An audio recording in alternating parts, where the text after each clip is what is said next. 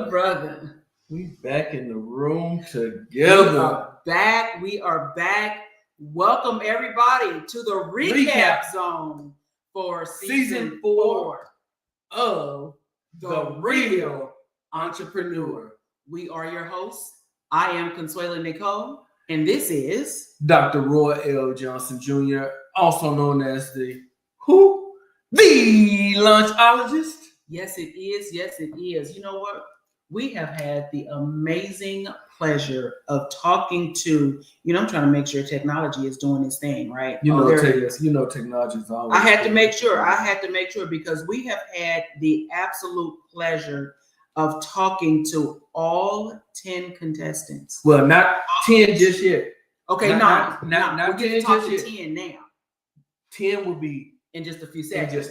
So far, we've talked to 9 of the contestants for season 4 of The Real Entrepreneur. And if I tell you, y'all are going to be in for a treat. Man, we've been debating back and forth whose side we on, and we'll talk about that later. Yeah, but we don't want to give no hints just yet. But I do want to tell y'all who we have here today. Who do we have? We have with us today Miss Julia Issac. Okay. I know you remember which one Julia is. I know who Julia is. But let's just go ahead and bring her to us. Yes, let's welcome to the stage, everybody, Miss Julia Issac, another contestant of the 10 who have made it to season 4 of The Real Entrepreneur. Hello, Miss Julia. Welcome. How are you? I'm doing pretty good. How are you guys? Hello. Pretty good. For real? Is that what we're doing today?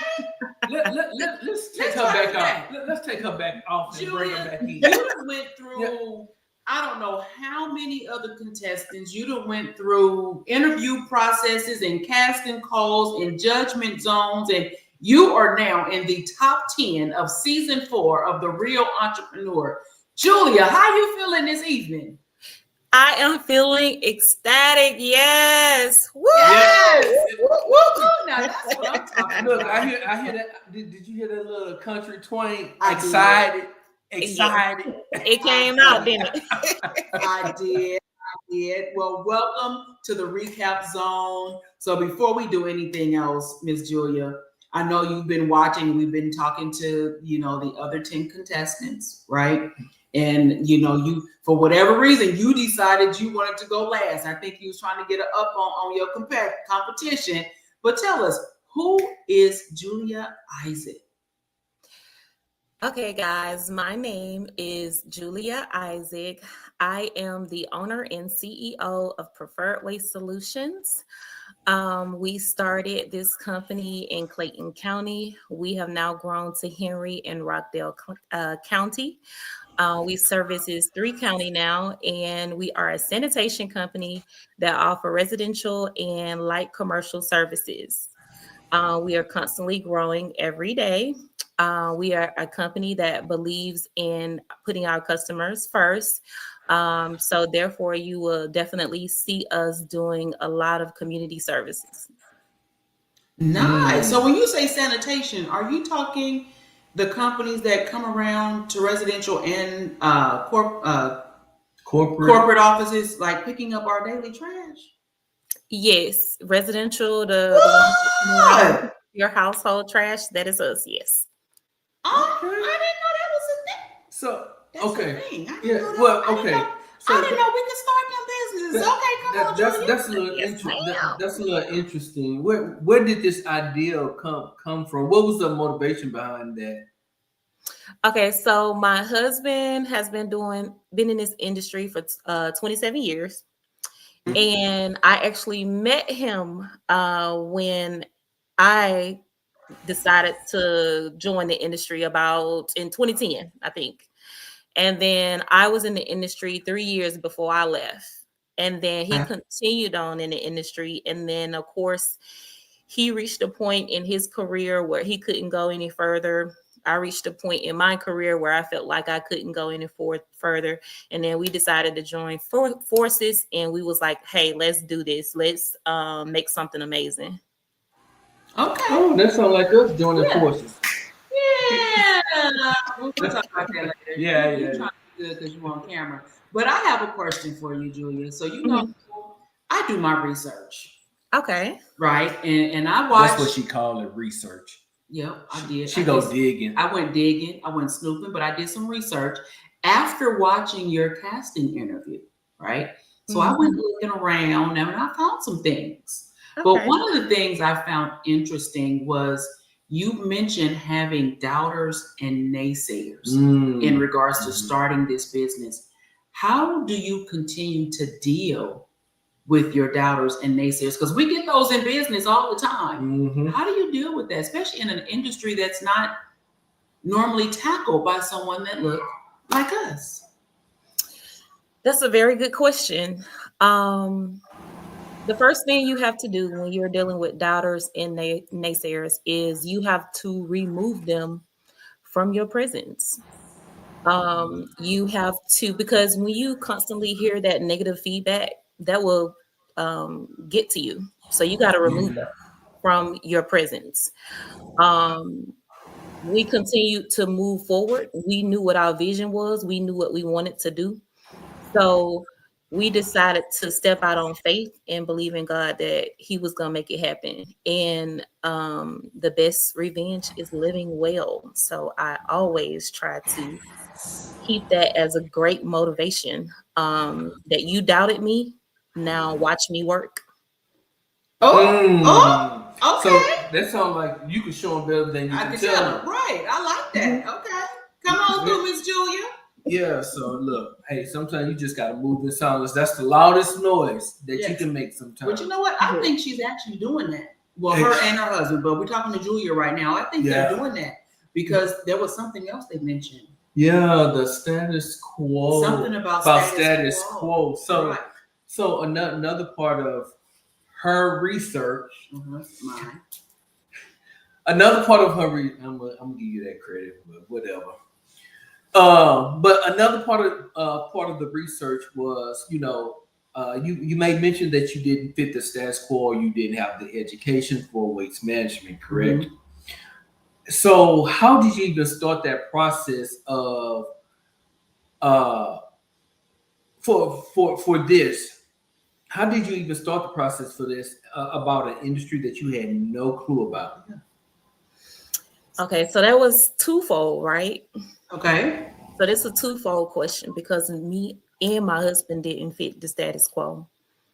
I'll start with my husband. My husband, being that he was a man, being a Black man, the reason he did not fit the status quo is because he did not have the education. He started on the back of the truck and he reached a certain point, and because he didn't sound like he should sound or did not have the education to back it up and fit in certain rooms, they wouldn't promote him any further than he should go. Okay. Me, as a woman that never, I guess, heard about sanitation, never dealt with sanitation, the only way I heard about sanitation is through my husband. So me coming into the fold, I had to start from ground zero. But people always tell me I had the best person on my team, which was my husband. But right. I am a researcher. I never give up. I'm gonna dig until I get it. So I'm also very good at talking with people. I love face-to-face conversation. I love one-on-one conversations with people. So I love developing those relationships. I think people have moved away from that in the world of technology now. So I find that it works very well in my favor right now. So I've grown that, and my business has also still grown on word of mouth. Little do people know. So yes, I did not fit the status quo because number one, I'm a Black woman. Well, two Black and I'm a woman. So when you talk about the waste industry, Black and woman do not go together. So that's another thing that's out of the status quo for the industry as well. Okay. So what made you come to the real entrepreneur? what made you decide to jump into this arena? Initially, I had to do some research. Okay. I'm gonna be honest. I met Jamie through this group called Clayton County Moms and Dad, and then she was like, "Hey, I'm gonna introduce myself. This is Jamie," and I was like, "Hey, Jamie," because I was like the first one to respond, and then she put the casting call in there, and I was like, "This is some spam stuff." So I went and did some research, and I was like, "Oh, okay, this seems pretty cool." And then I seen her started, networking, and I seen her taking pictures with people that I knew in Clayton County. And I was like, "Okay, she's a real person." So I was like, "Okay, cool." She said, "Not real person." She's a real person, right? Right. So then I was like, "Okay, let me do some more research on the show." So then I started thinking a little deeper about it. So I was like, okay, this would be a very nice opportunity to network with other business owners, because I rarely meet other business owners and get to speak with them about real business problems that you have, dealing with everyday business issues and problems that we typically go through. Most of the people that you meet and network with, everybody want to make it seem like they got it going on. Nobody wants to get very true. Yeah. Very true. The facade. Exactly. Nobody wants to talk about the issues. Everybody wants to, put on the front, the face. Okay. So I was like, maybe this is a good opportunity to meet and network, expand my business to business opportunities, make new friends. So I'm looking for opportunities like that as well. Okay. Well, you are definitely in the right spot, because I don't know how many people and how many entrepreneurs submitted their applications to audition that then showed up for the casting and that made it to the top 20, let alone the top 10. So obviously, Miss Julia, you are doing something right? So you are truly already a winner, right? Yes. Yes. So I want to ask this question. Okay. I want to ask this question. Now, okay, we're all business owners, and being a business owner it's not all the glitz and glamour. Some, just what you was talking about, that facade that people put on. And being a business owner, we all know it can be very stressful, especially when life be life. Yeah, exactly. And so now, not only are you in business now, for a moment, you're going to be added to a house with an additional 9 people, 9 strangers. You're adding them to the mix. Okay, so we're gonna keep this between us. What is your plan of execution to keep your stress levels down while in the house dealing with those strangers? All I got to say is I do have a sarcastic mouth. Just don't take it personally, because I'm a Gemini. So we don't know who they gonna get. No, but seriously, I'm prior law enforcement and military. I've been through this before. Typically, if it's a lot of drama, I just go to myself, just quiet. I'm just quiet and let them do what they're gonna do. Okay, so you gonna seclude yourself with kind of. She gonna sit back and she gonna be investigating the scene. Okay. I'm gonna watch them, and when it's time for me to go and do my little competition, I'm gonna present my stuff professionally, and then you're gonna show up. Okay. Show up in the best version of Julia Isaac, CEO of PWS. But I'm good. I just sit back and watch. So knowing that, you brought up the fact that you were Gemini, but you can be a little sarcastic, right? but you watch, you pay attention to your surroundings. Mm-hmm. What qualities do you feel Ooh. that you will be bringing to the house that will make you stand out from the rest? Because it is a competition after all.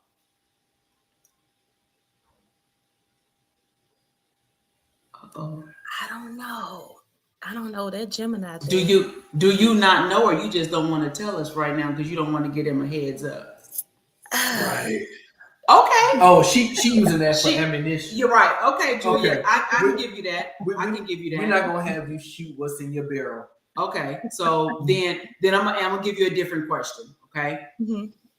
With filming being mid-December, Okay. right?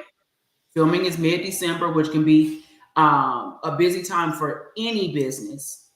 Okay. How are you preparing to either temporarily pause business or shift things around and to separate from family during that time frame? Okay, so business won't be paused because we go every day, 5 days a week, so it won't be paused. I have a team. I have 12 employees, and I have an office manager, and my husband will be taking over in my stead as well. So we will not be pausing. We will be going full point ahead. Business as usual. Okay. Yeah. She's like, we already prepared for that. Okay. Yeah. So, yep. Okay. So how are you preparing to, step away from business? Business is running, but you're stepping away temporarily. And then you're stepping away from your husband for however long, for filming. How are you preparing for that? Vacation. You know what? I just thought about, she is not the first contestant that said this is going to be a vacation. Not the first one. Wait, hold up. Now, you know what? I got a problem with that. Because it's been only the females that said a vacation. Listen. What do y'all have against the husbands? Now I gotta intervene. Because we wearing 20 hats, baby. Vacation. Okay, so I digress. Yes, I'm sorry. I was getting all in my feelings. Please don't. Okay, so you got production. Okay, all right. So now we all know that we can be our own worst critic, right? And I'm pretty sure you're probably hard on yourself, right, when something doesn't go the way you plan, right? Mm-hmm. Yes. Okay, and with this being a competition, how do you plan on handling losing the competition or not completing the challenge to the best of your ability?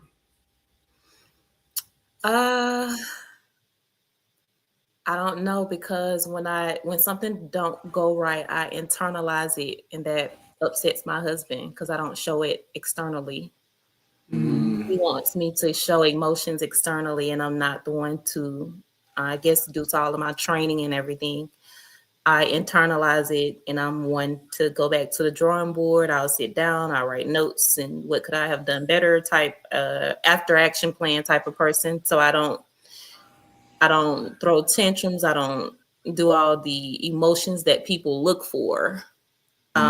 Sometimes I've had one instructor tell me that I come off as nonchalant, but I actually do care.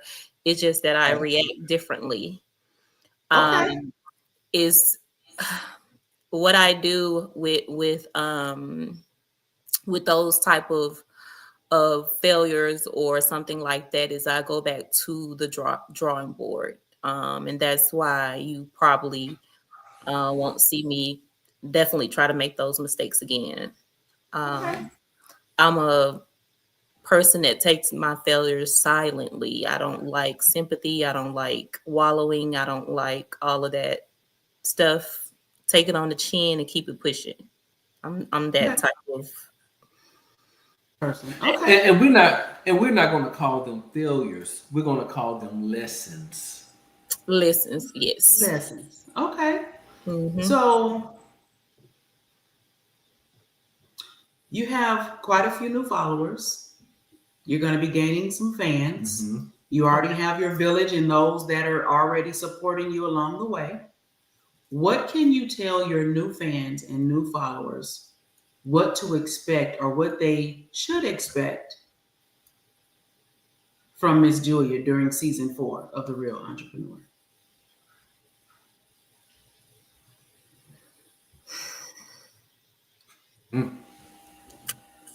Alrighty.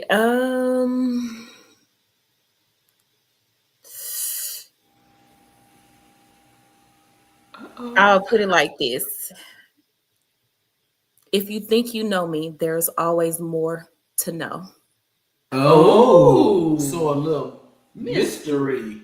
That's that Gemini talking. I know that one. Okay. Okay, I so get that. I think You got one last question. I think she has a nickname, Mystery. I give her that. I will definitely give her that. Julia Mystery Isaac. Okay. So All right. last question. So last question. Last question. Why should you be crowned queen of The Real Entrepreneur season 4?